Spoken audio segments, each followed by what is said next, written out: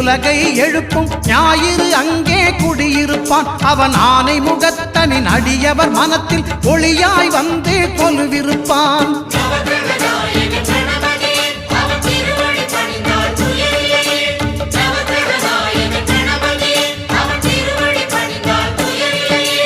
ஒன்பது கோளும் ஒன்றாய் காண அங்கு கற்பகம் என்னும் கடவுளின் மெய்யில்